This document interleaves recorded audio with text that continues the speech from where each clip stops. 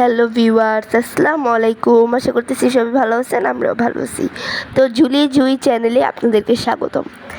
এখানে আমি আজকে একটি রেসিপি নিয়ে চলে আসলাম। রেসিপিটি হলো গুঁড়া মাছের রেসিপি। তো এখানে আমি ধুয়ে রাখা আলু, বেগুন, তারপর কেটে রাখা মরিচ, পেঁয়াজ, বেটে রাখা আদা রসুন এবং হলুদ দিয়ে দিচ্ছি পরিমাণ মতো।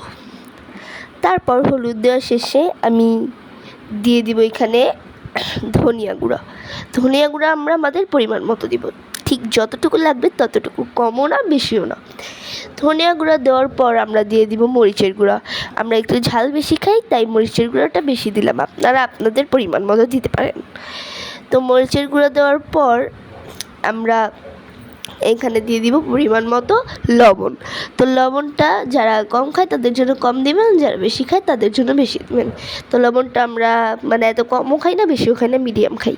তো লবণ দেওয়ার পর এখানে আমরা তেল দিয়ে নিব।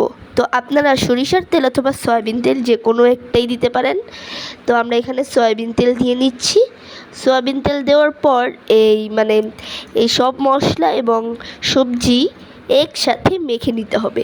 তো খুব ভালো করে এখানে আমার মা মেখে নিচ্ছে।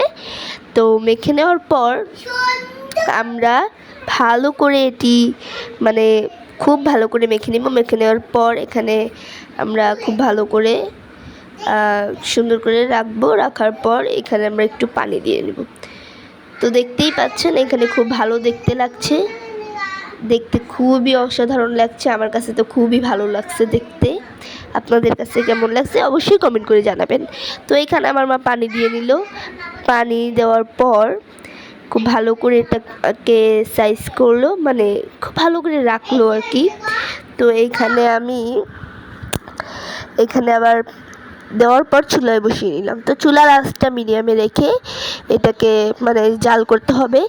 তো ঠিক কয়েক মিনিট পর 15 মিনিট পর আমি চলে আসলাম। এখানে আবার গুঁড়া মাছগুলো আমাদের ধুয়ে রাখা গুঁড়া মাছ দিয়ে দিলাম। তো গুঁড়া মাছগুলো দেওয়ার পর আমরা আবার কেটে রাখা ধনিয়া পাতা দিয়ে নিব। তো গুঁড়া মাছগুলো খুব সুন্দরভাবে আমার মা দিয়ে নিচ্ছে, খুরচুন দিয়ে লেড়ে দিয়ে নিচ্ছে।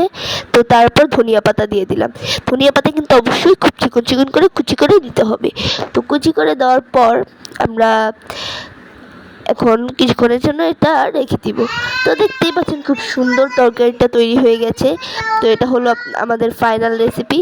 রান্না হওয়ার পর এটা কিন্তু খেতে খুবই সুন্দর, খুবই সুস্বাদু হয়েছিল। তো দেখতেই পাচ্ছেন আমার আম্মু, আমি এবং আমার দুষ্টু মিষ্টি ভাইটার জন্য 3 প্লেটে 3 জনের জন্য ভাত এবং তরকারি বেড়ে নিয়েছি।